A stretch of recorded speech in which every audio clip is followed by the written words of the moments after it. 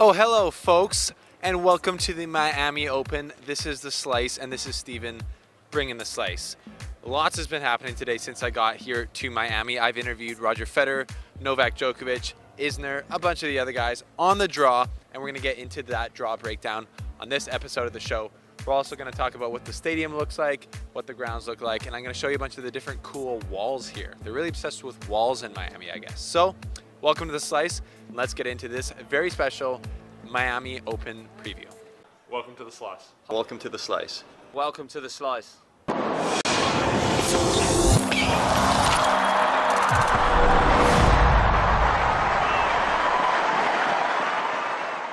Thanks for tuning in, folks. Today's been a great day for tennis and for The Slice, and especially just for me personally. You know, I got to the ground, picked up my first ever ATP World Tour credential. Said hi to Robbie Koenig. If you don't know who that is, it's the ATP commentator who's like, "You've got to be kidding me." He's from South Africa. I don't know if that was a good accent. And, you know, just took a little tour of the grounds. And I saw Roger Federer practice courtside. It's just so weird to see your idol practice courtside because you're just like, it's just like you feel like you've kind of just made it. So, anyways, those are some crazy shots of him. As the courts were drying off, he was getting into that. So, another really cool thing that happened today was the ribbon cutting ceremony where Roger Federer, Novak Djokovic, Serena Williams, and Naomi Osaka came out and cut the ribbon, signaling the opening of the new court. We're just going to make our way around the grounds here, checking out these different walls, and we're going to get into the draw. So the top 4 ranked players in this year's Miami Open are Novak Djokovic, Alexander Zverev, Dominic Thiem, and then Roger Federer. So a bit different looking top 4 than normal. It's a bit of the past, present, and future, I would say, represented in this year's Big 4. But first of all, we're going to get into Novak Djokovic's quarter. So Djokovic is the #1 seed, and his quarter is not too tough, I wouldn't say. In the second round, though, he could play an old celebrity named Bernard Tomic, if everyone remembers him, old Lord Tomic, as they say. Third round, he could get Millman, Fognini, Roberto Bautista Agut in the 4th round, but none of that is a big story because none of those guys he should lose to. What is a big story is what he told me today, is that he's feeling a lot better than he did in Indian Wells, because if you noticed, he didn't play between Indian Wells and Australian Open. He didn't play any matches, which is like, that's like a 3-week period. So he said he's got a lot more match play under his belt, even though he lost early in Indian Wells. He played doubles with Fognini, and he's just feeling a lot better about himself, probably because he got to talk to The Slice, honestly. But, so I'm expecting Djokovic to do big things here because he's won this tournament like, I don't know, 6 or 7 or 8 times. And he's just feeling good, looking good. I don't know. He said he practiced on the main court and he liked it a lot. But he could face Isner in the quarterfinals, which is obviously going to be a worthy opponent in the quarterfinals. But again, he's obviously got a massive head-to-head record against that. So it shouldn't be too much of a problem. But Isner is the defending champion. So will that give him some extra mojo? I guess we'll just have to wait and see. Next up is the Indian Wells champ Dominic Thiem, who comes in now as the 3rd seed in Djokovic's half. He's got a tough second-round opponent in Hubert Hurkacz, which is a Polish kid who's just come on the scene. He played Federer in the Indian Wells, and he's been playing great. I watched him today, and this kid seriously balls out. He's just got a lot of confidence, and he's just huge and moves super well. He's almost got that sliding backhand down pat, and when he does that, I can't see him losing in another major for the next 20 years. I'm just kidding, but he looks seriously good. So that's a tough match for Thiem, but if he can get through that, he's got Fucsovics and then Monfils maybe to make up for their mismatch in Indian Wells when that didn't happen because Monfils had to pull out. And then he's got to play Nishikori in the 4th round or quarterfinals, which is a worthy, obviously, quarterfinals opponent. When I asked Thiem today, I talked to Thiem as well, and I asked him, did the Indian Wells win over Federer trump getting to the finals of the French Open last year against Nadal? And he said yes, it actually did, because it showed him that he can beat the best in these massive tournaments. And this was especially special for him because it was on hard court, and he's obviously struggled more on that in the past than he has on clay, because everyone knows him as the Prince of Clay. So Thiem is very confident coming into this tournament as well here in Miami, obviously on the coattails of his win in Indian Wells. And I asked Nishikori as well about his potential 3rd round matchup with Nick Kyrgios, and he said he's not worried about it. Not because he has a 4-0 record, but because he focuses on the 2nd round first, like a good pro would.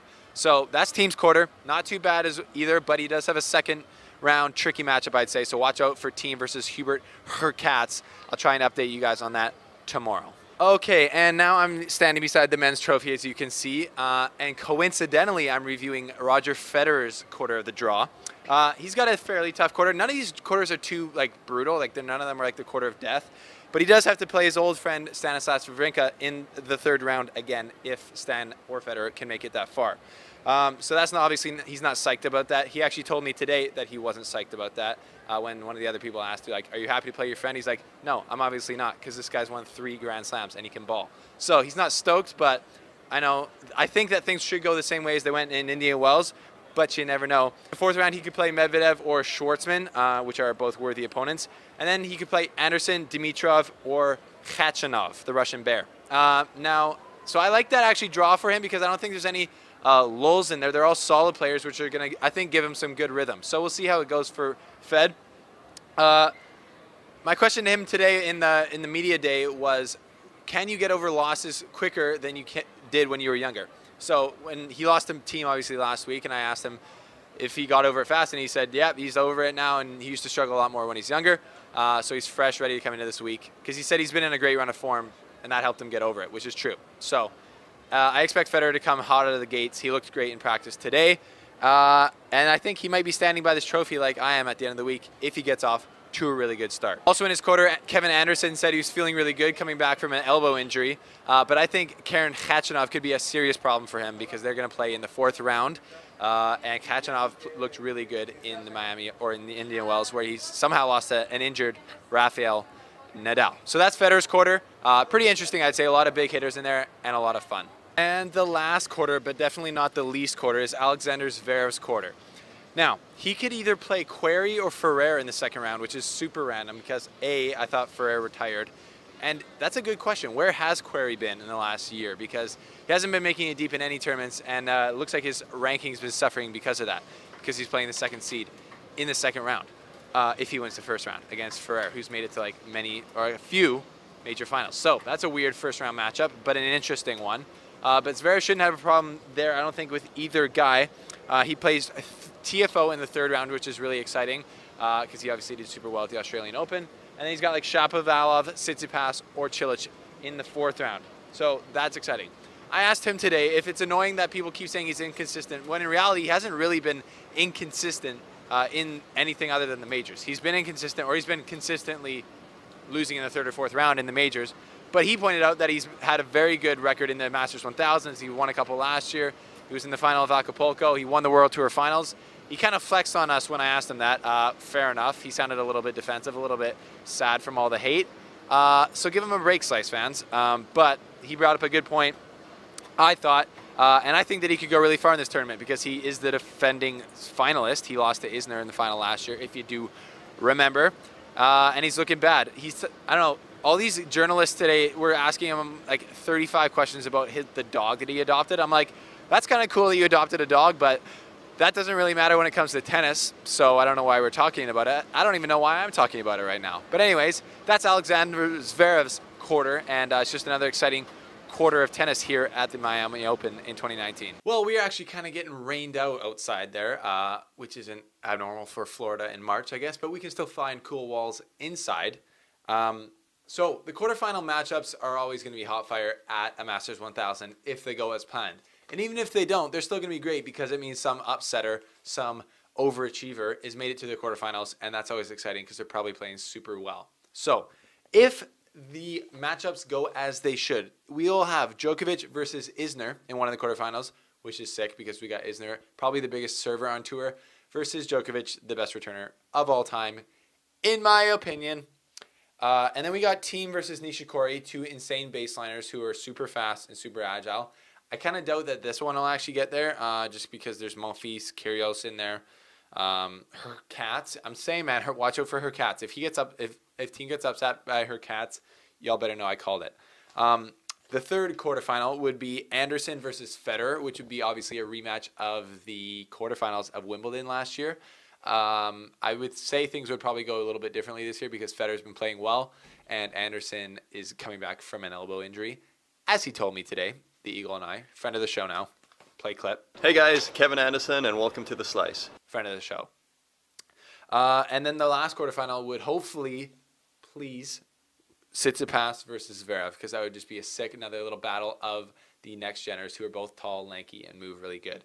So those are some obviously super juicy quarterfinal matchups to look forward to. If I'm doing a prediction right now, I'm calling Djokovic versus Federer in the final. That's kind of what I hope for because I want to see as many of these as we can. But I would not be disappointed if we saw some young guns who are really stepping up come up and play in the final, because it was kind of cool seeing Thiem win, even though I was heartbroken because Federer, I feel like, had the match on his racket and he let it slip through his hands.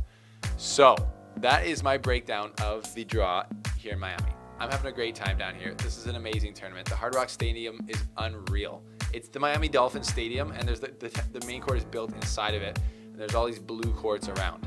So I would definitely suggest coming to the Miami Open next year. Or if you're watching this and you haven't even bought tickets, just come down anyways because it's a great time. But that's been the Miami Open preview 2019 from The Slice. I'm Stephen Boughton, and we are signing out. Thanks for tuning in, folks. Click here to subscribe to The Slice, and click here to check out Front Row, which is our community that wants to go deeper with me, get extra content, and financially support The Slice so I can do more tournaments like this. Check it out, and I thank you for any support you can give, and click here to watch another video.